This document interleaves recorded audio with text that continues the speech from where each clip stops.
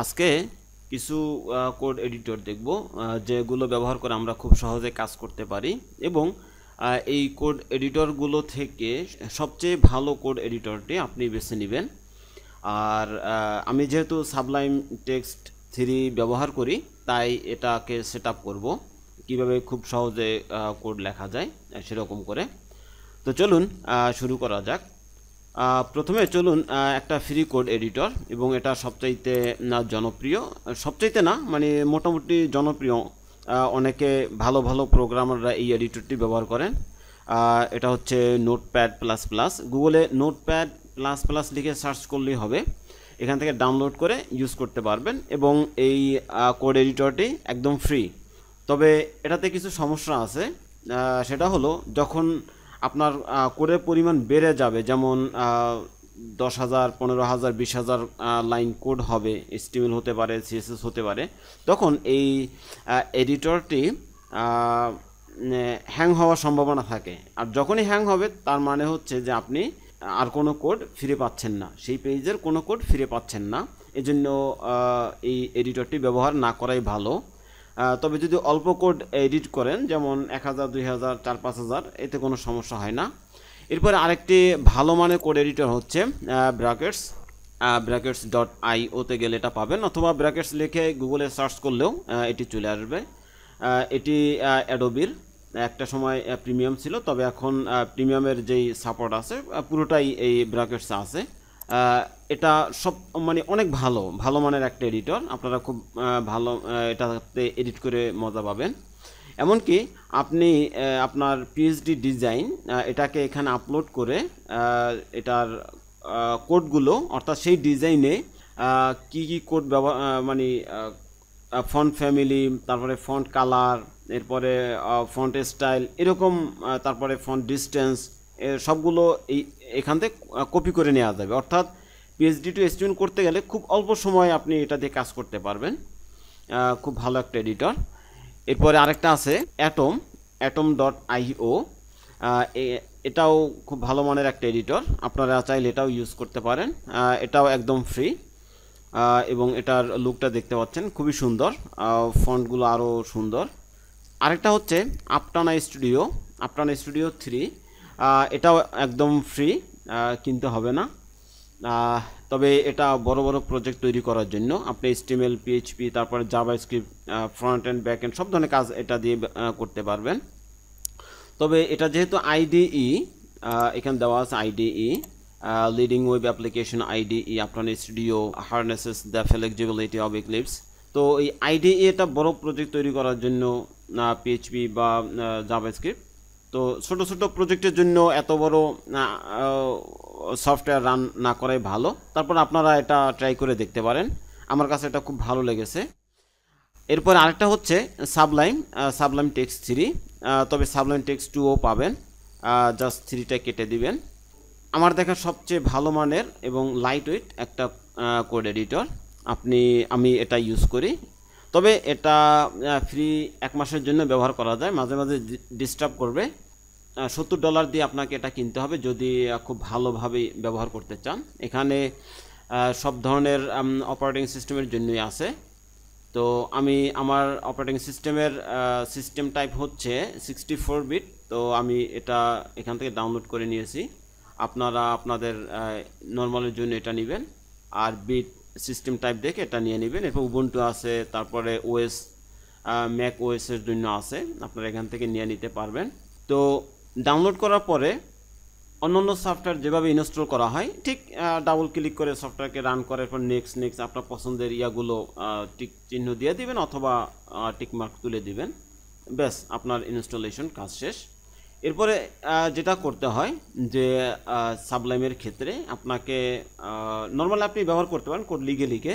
তো আরও ভালোভাবে কোড লেখার জন্য, ভালো সাপোর্ট পাওয়ার জন্য আপনাকে প্যাকেজ কন্ট্রোল ইনস্টল করতে হবে। তো প্যাকেজ কন্ট্রোলের জন্য আপনি গুগলে যাবেন এবং লিখবেন প্যাকেজ কন্ট্রোল, এন্টার দিবেন। তারপরে এখান থেকে আপনি দেখবেন যে এখানে প্যাকেজ control.io/installation নামে একটা আছে, এই যে ইনস্টলেশন, এটাতে ক্লিক করতে পারি। এখান থেকে সাবলাইম টেক্সট ব্যবহার করলে আপনি এই কোডটুকু কপি করে নেবেন, পাইথন কোড, আর সাবলাইম টেক্সট 3 জন্য এই অংশটুকু কপি করে নেবেন। কপি করে এভাবে কপি করতে পারেন, অথবা কিবোর্ড থেকে Ctrl+C কপি করে আপনি সাবলাইম রান করাবেন। রান করে কিবোর্ড থেকে কন্ট্রোল এবং টেলডা আমি টেলডা আইকন সাইন হচ্ছে এটা যদি আমি আরও বড় করি, এই যে আইকনটা, এটা হচ্ছে টেলডা।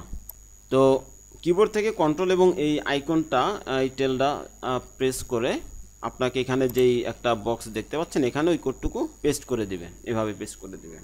এভাবে পেস্ট করে দিয়ে আপনি এন্টার দিবেন। তো আমার যেহেতু এখানে ইনস্টল করা আছে, আমি আর এন্টার দিচ্ছি না।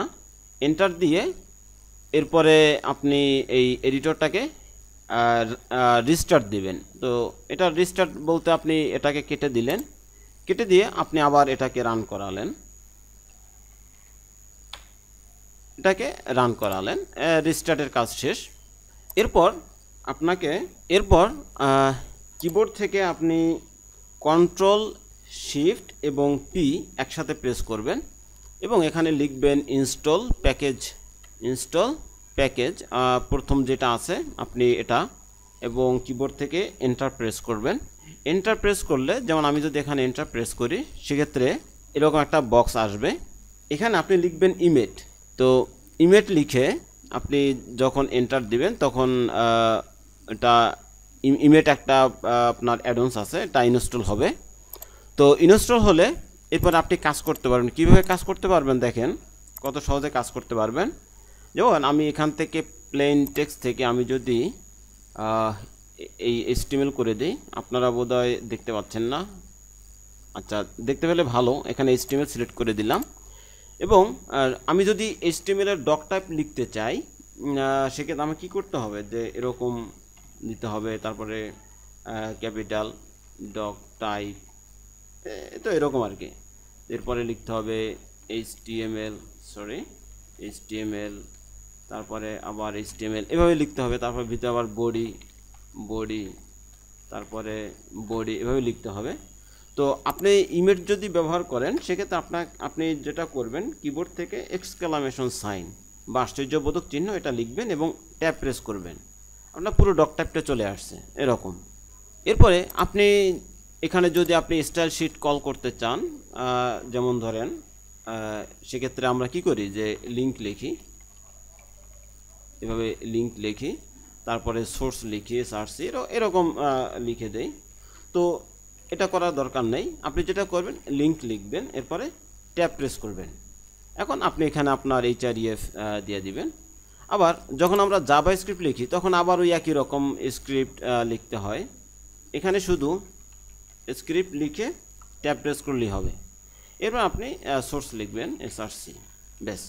এভাবে খুব সহজে কাজ করতে পারবেন। আবার যদি আপনি ক্লাস লিখতে চান, যেমন আমরা যেহেতু বুটস্ট্র্যাপ ইউজ করব, বুটস্ট্র্যাপের একটা জনপ্রিয় ক্লাস হচ্ছে কন্টেইনার। সেক্ষেত্রে আমরা কি করব, ডট কন্টেইনার, এরপর ট্যাব প্রেস করলে ব্যাস চলে আসলো। এরপরে এই কন্টেইনারের ভিতরে আবার লিখতে হয় কি, রো। সেক্ষেত্রে কি করব, একটা রাইট অ্যাঙ্গেল ব্র্যাকেট দিব, তারপরে আবার ডট, এরপরে রো লিখব, অর্থাৎ আরেকটা class name, CSS class name. এরপর আবার যদি ট্যাব প্রেস করি, আবার ভিতরে চলে আসলো। এরপর আমি যদি রো এর ভিতরে আরও ক্লাস নিতে চাই, যেমন কল MD12, এরপর আবার রাইট অ্যাঙ্গেল ব্র্যাকেট, তারপরে ডট, এরপরে কল, তারপরে আমি মিডিয়াম সাইজ নিচ্ছি MD, এরপর আমি 12টা নিচ্ছি। তো এখন যদি আমি ট্যাব প্রেস করি, আবার এভাবে চলে আসলো। তার মানে কি, আমরা খুব সহজে কোড লিখতে পারতেছি ইমেজ ইউজ করার মাধ্যমে। এরকম আবার দেখেন, আমাদের অনেক সময় কল MD এখানে তো 12 নিয়েছি না, আমাদের 3টা কলাম নেওয়া লাগতে পারে, 4টা কলাম নেওয়া লাগতে পারে। সেক্ষেত্রে কি করব, সেক্ষেত্রে আমার ধরুন 3টা কলাম লাগবে, তো 3 4 12। সেক্ষেত্রে আমার যেহেতু 4টা করে, মানে এক একটা কলামে 4টা কলাম থাকবে বা 4টা রো থাকবে, তো সেক্ষেত্রে আমি 4 লিখলাম। এরপরে আমার কয়টা কলাম দরকার, 3টা। আমি এরপরে আপনার অ্যাস্টারিস্ক সাইন বা ইনটু সাইন কিবোর্ড থেকে দিব, তারপরে 3 প্রেস করব, তারপর ট্যাব। এক্ষেত্রে দেখবেন যে রোয়ের ভিতরে আমার 3টা কলাম চলে আসছে। তো আমরা এভাবে লিখতে পারি।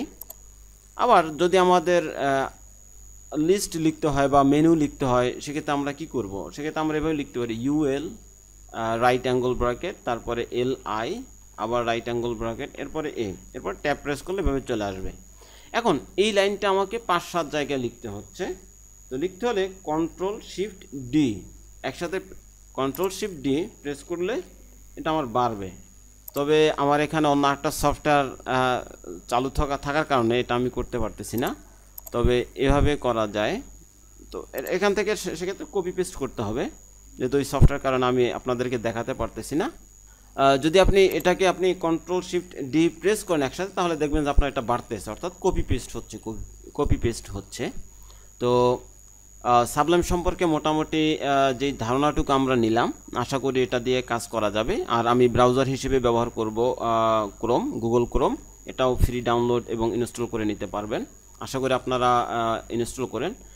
আর যদি আপনি মজিলা ইউজ করেন, কোনো সমস্যা নেই, অপেরা সেটাও খুব ভালো সাপোর্ট দেয়। এবং উইন্ডোজ 10 ব্যবহার করলে আপনি উইন্ডোজ 10-এর এজ ব্রাউজারটা অসাধারণ, খুব ভালো, মানে একটা মডার্ন ব্রাউজার যে সাপোর্ট দেয়, এজটাও সেই সাপোর্ট দেয়। আপনি চাইলে সেটাও ব্যবহার করতে পারেন। আরেকটা কথা, অ্যাটমের জন্য যেটা না বললেই নয়, অ্যাটমটা উইন্ডোজ 10 একটু সমস্যা করে। আপনারা যদি অন্য অপারেটিং সিস্টেম যেমন 7, উইন্ডোজ 8 বা উইন্ডোজ 8.1 ব্যবহার করে থাকেন, সেক্ষেত্রে অ্যাটম চাইলে ইউজ করতে পারেন, কোনো সমস্যা নেই। তবে 10-এ একটু সমস্যা করে, তবে এটা ফিক্স করতে একটু সমস্যা হয়। তাই সেক্ষেত্রে আমি সাজেস্ট করব এই ফিক্স করার ঝামেলায় বা সময় নষ্ট করার দরকার নেই, যেটা সহজ অন্য আপনি ব্র্যাকেট ইউজ করতে পারেন, খুব ভালো। তো আজ এই পর্যন্তই, সবাই ভালো থাকবেন।